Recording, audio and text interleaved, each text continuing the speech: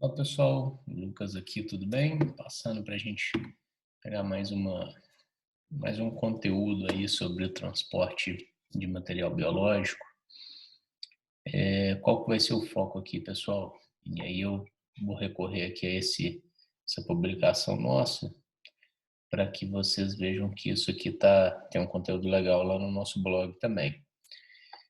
A ideia aqui é a gente conversar um pouquinho sobre biossegurança no transporte de material biológico. Tá? Esse é um tema bem importante e que algumas pessoas costumam buscar essa temática aí com a gente.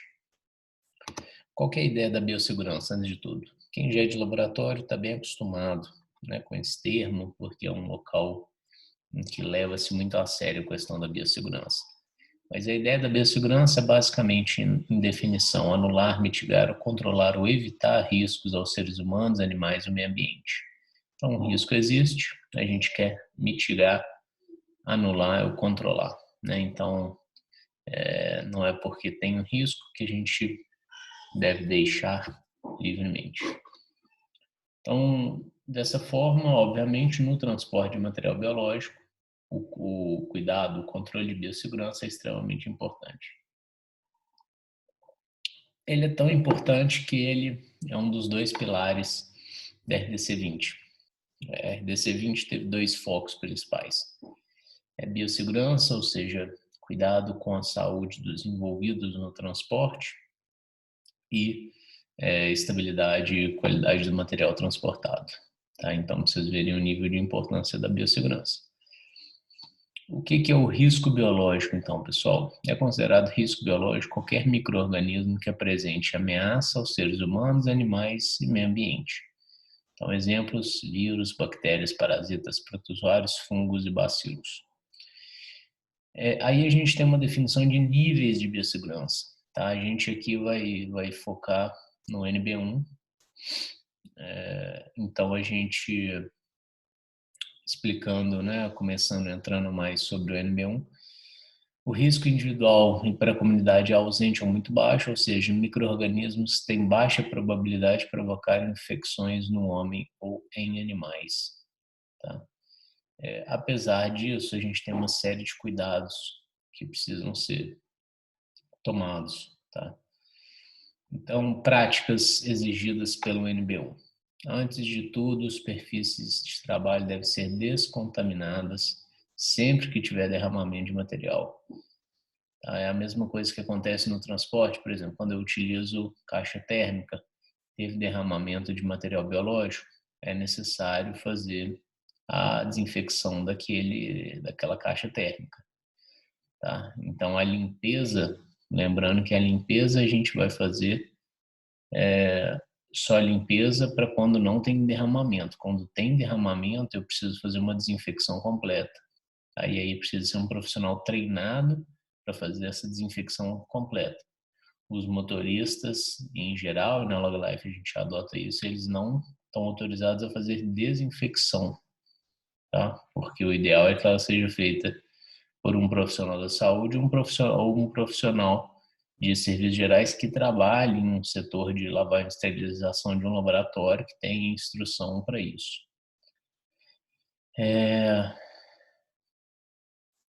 Obviamente é proibido comer, beber, fumar e aplicar cosméticos na área de trabalho. Então, se eu estou, no caso de um motorista, por exemplo, transportando uma caixa com material biológico, eu não vou comer naquele momento, mas não vou ficar fazendo coisas que me levem a mão à boca, aos olhos, né? A gente tem que ter esses cuidados. Alguns exemplos de barreira de contenção são as pias para higienização das mãos, jalecos, luvas e máscaras. O NB1, né, a NB1 e o transporte de material biológico. De acordo com as definições dos níveis de biossegurança, não se aplica a transportadoras, em geral, os níveis NB2, 3, 4, pois não há manipulação de amostra pelo colaborador. Então, a gente tem uma instrução muito clara que ela é baseada, inclusive, numa diretriz da Vigilância Sanitária de Belo Horizonte, que foi pioneira, né, na RDC 20, que é de que os motoristas não devem manusear a embalagem primária, o tubo, né, o Eppendorf, o potinho. Então, embalagem primária, recipiente primário não deve ser manipulado. Tá? No máximo seria do secundário para cima. A gente ainda indica que motoristas foquem na manipulação do terciário.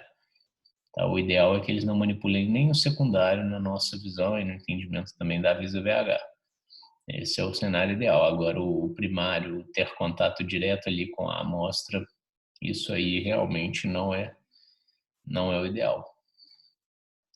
Quando tem um derramamento de material biológico, aí o procedimento é outro. Tá? A gente tem uma série de EPIs, né? Um dos grandes pontos da biossegurança é a utilização de EPIs. Então, uma das principais formas de eu mitigar esse risco é eu adotar um critério, um protocolo de utilização de EPIs. Então, os EPIs, obviamente, vocês já sabem, são equipamento de proteção individual. É importante, pessoal, que eu tenha um termo de recebimento. Então, eu tenho que ter uma comprovação de entrega desses kits acidentes, né, desses EPIs, na verdade. Kit acidente a gente vai falar ali embaixo.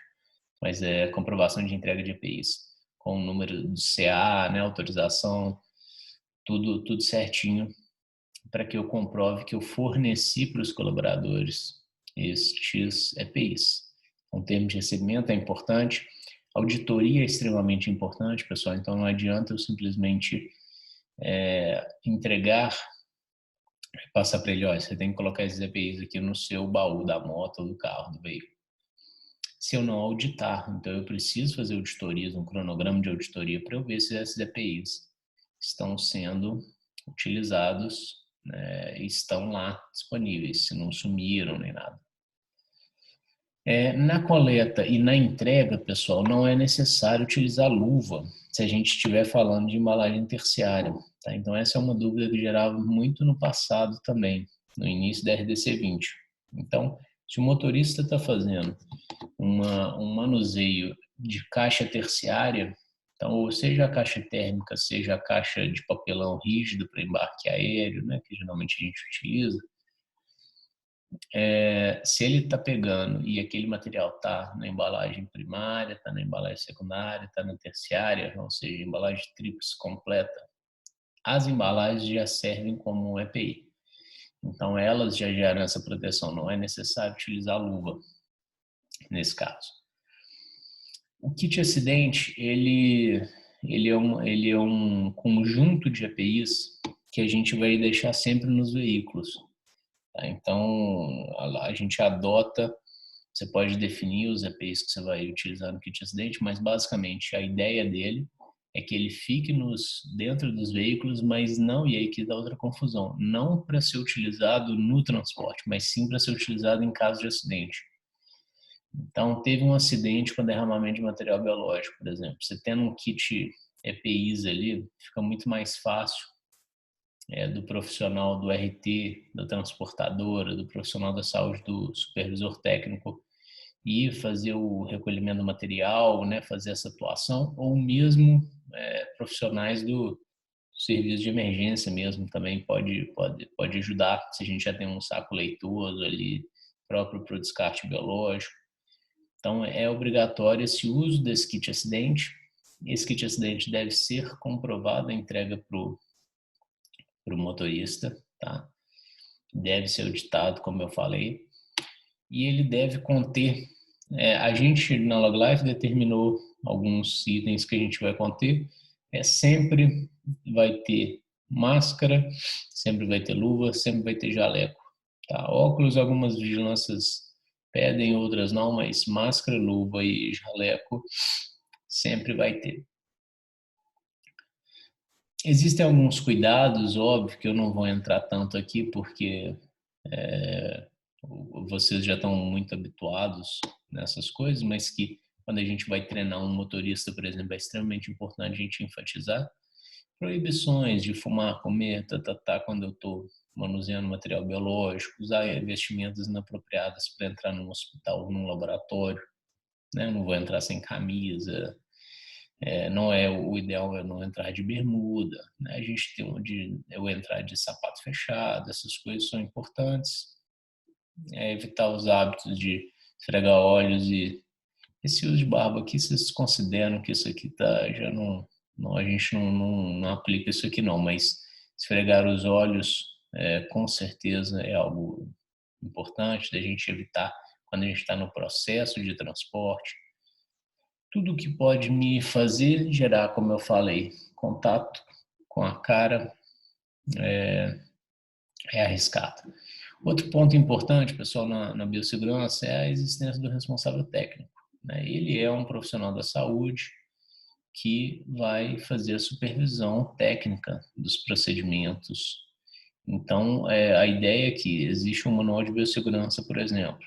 Esse responsável técnico precisa analisar esse manual, revisar, verificar se está tudo dentro do que precisa para garantir um nível bom de biossegurança.